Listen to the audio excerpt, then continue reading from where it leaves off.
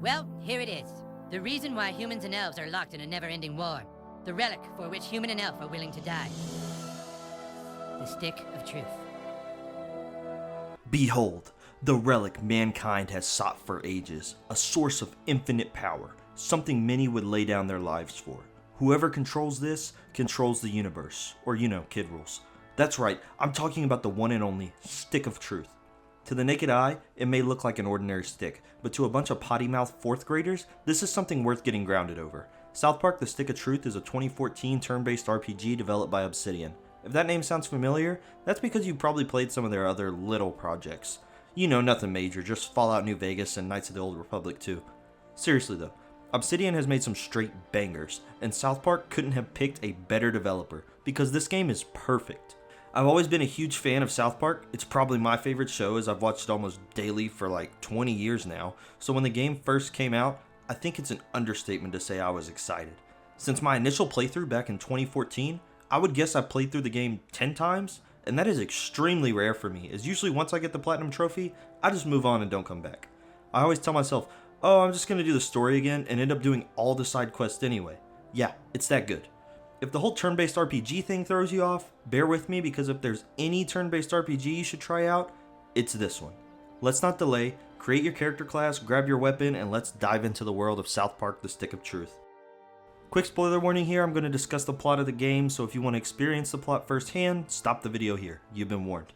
Also, if you enjoy the video, please be sure to like and subscribe. It really helps the channel out. Thank you. I know violence doesn't solve anything, but I kinda like it. The gameplay, as previously mentioned, is turn-based with RPG elements where we control the new kid in town, or as everyone else calls us, douchebag. You have access to different commands each turn, such as melee attacks, ranged attacks, items, magic farts, and abilities. When first starting the game, you choose a class that has access to different abilities based on your chosen class. These classes consist of Fighter, which is basically Knight if you're familiar with the genre, Thief, Mage, or Jew. Yeah, that's South Park for you there. Of course, we receive some berating from Cartman, where he assures us he will never like us if we pick the cleric like a Jew. I'd expect nothing less from his character. Anyway, these abilities are pretty cool. I prefer the Thief class, as the status effect of bleed you can inflict through its abilities is just completely broken. Status effects in general in the game are completely busted, particularly the damaging ones. These status effects consist of things like burning and the aforementioned bleeding, which if you stack 5 times, it can basically take enemies out on its own. I always tried to stick patches on my weapons to stack as much of these effects as I could, as from personal experience, statuses were the fastest ways to win battles quickly.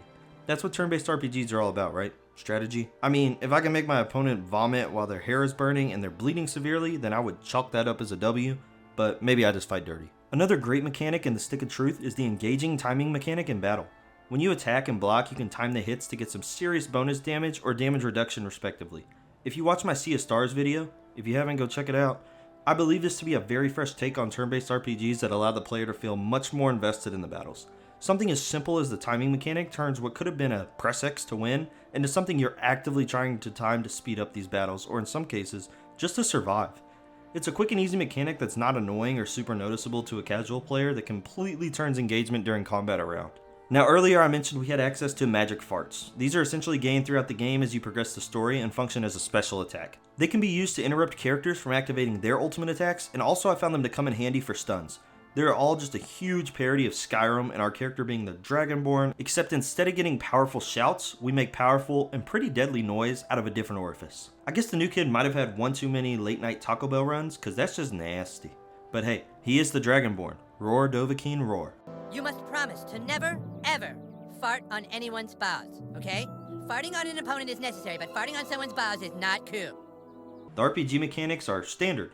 You get various different weapons and armor throughout the game that can be augmented through those patches I mentioned earlier. You are restricted from using the super powerful weapons until you're high enough level, which I think is great for balancing. Speaking of balancing, enemies also scale with the player to the point that you're never really super overpowered, but by the time you get the sweet katana, that's what its name is, I'm not describing it as sweet, but it is pretty sweet. You just wreck everything in your path anyway. Add on a patch that boosts your timed hit damage, and they might as well call you Chuck Norris of South Park. I mean, you can get plastic surgery to look like David Hasselhoff, so it's not really an impossibility. Anyways, there are also various teammates you can utilize to have a buddy in combat, and I mostly just use Butters since he's my favorite character, and he's actually pretty helpful. Stan's also fun too since he has a wide sweeping attack, and Jimmy can be useful for delaying enemy turns. Cartman and Kenny are our other options, but I never cared much for Kenny as a buddy, and you get Cartman so late, I never really used him. The buddies are mostly just a preference thing anyway, since you don't really need them once you get a build going, but Butters healing without using a turn or item is helpful for sure. Ah yes, sometimes a little comfort and a pat on the back can overcome injuries sustained from zombie bites and cuts from glass bottles. Realism. There you go, pal. As for the enemies, they're funny as you would expect from South Park, ranging from aliens to underpants stealing gnomes to something discarded from Khloe Kardashian that I don't know if I can say on YouTube. There's some great bosses that mostly consist of characters from the show, but also some newbies that provide a nice chuckle every now and then. I do wish there was a bit more variety, as a lot of the enemies are just other kids dressed as elves and the homeless. While that doesn't sound great saying out loud, but I think this is rectified in the second game, so it's all good. The game is not overly difficult. I have played through on the hardest difficulty before, and aside from Al Gore, not had too much trouble. Just the status effects in combination with the fact that using an item doesn't cost a turn is a bit overpowered, and the game could use some balancing in that regard. I think just removing the non-existent penalty to using an item would be a good start, but I like the game how it is, and it's not meant to be a super difficult game, so I actually wouldn't knock the game for this. Not every game has to be Dark Souls, guys. Sometimes we like stress-free, funny times gaming too, and I don't see a problem with that.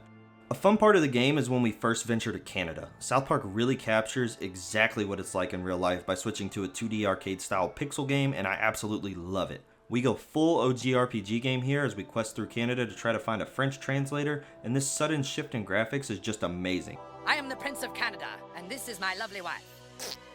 Overall, exploring South Park outside of combat is a blast, and it's pretty true to the show. I love the little dialogue characters tell you when you're side questing about how we're being bad teammates by ignoring the main quest, and honestly, gathering collectibles has never felt so fun.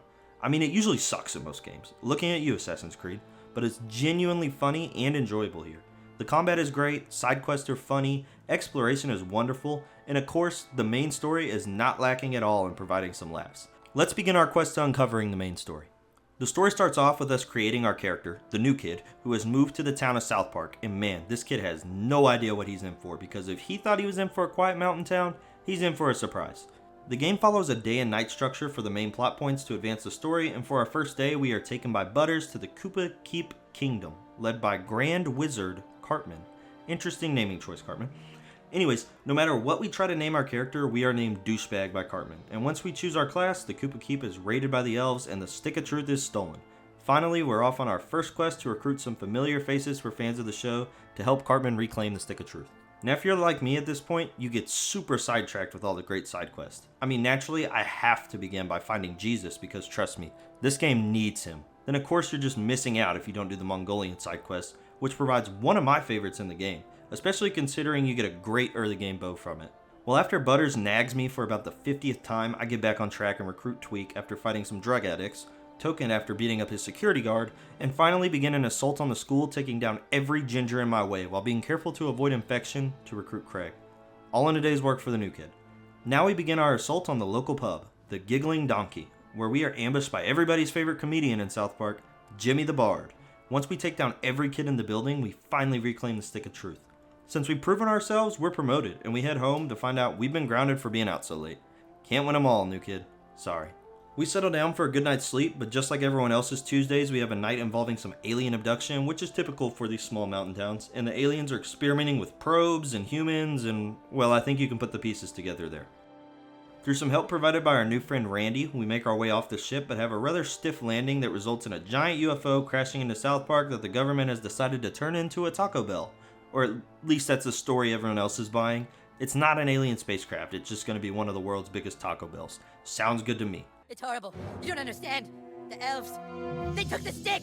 And it's bullshit because that is totally cheating. We specifically said no trying to take the stick at night.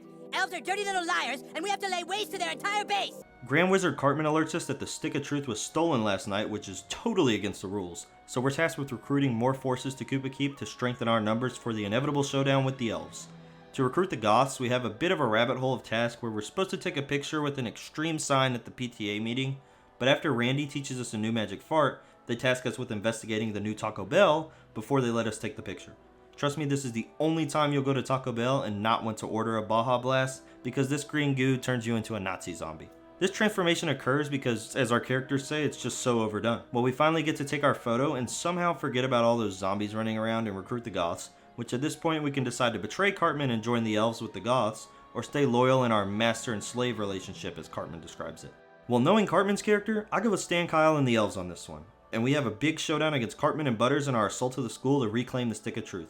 After a final decision to stick with Kyle, we discover that Clyde had stolen the Stick of Truth, and before we can have one more final showdown with him, we're reminded it's our bedtime, and we really don't want to get grounded again, so we head home. Well, of course we can't get a good night's sleep. We catch some gnomes stealing our underpants who promptly shrink us down to their size, so now we have to chase down the warlock gnome to be able to return to normal size. This is where there's a disturbing combat section involving your parents and their nighttime activities, and if you're going for the platinum trophy, you have to sit and watch them for a bit. You are sick. Was it really worth that trophy that I also have? Wait, what? Let's just move on. Hey kid, since a lot of our best guys are dead by your hand, can you help us collect underpants? We just need a few more to hit our quota. After returning to size, we begin our final day where in order to stop Clyde, who is now harnessing the power of the zombies, we must do the unthinkable. That's right, we have to recruit the girls. Makeover! This leads us down another long rabbit hole where we initially have to play dress up as a girl, do a crazy minigame that I'm shocked was allowed to remain in this game, then fight that thing I mentioned at the beginning that's associated with Khloe Kardashian. Yeah, I don't think YouTube will let me mention it here, but it's a pretty wild section of the game. Let's just say this takes place in a Planned Parenthood, and if you still don't know, I'm sure a quick Google search can help you out. Afterwards, we find out the records from the Planned Parenthood are in French, so we must journey to the Forbidden Land to the north. That's right, we're going to a completely accurate Canada, which is also pixelized in real life. This is my favorite part of the game probably, and it's where South Park goes full RPG. After some negotiations with the prince that involve him sending us to retrieve some, a body part to prove we took out a bishop, we learn the ultimate magic fart from Terrence and Phillip and can translate the records now by freeing a man imprisoned in a cave.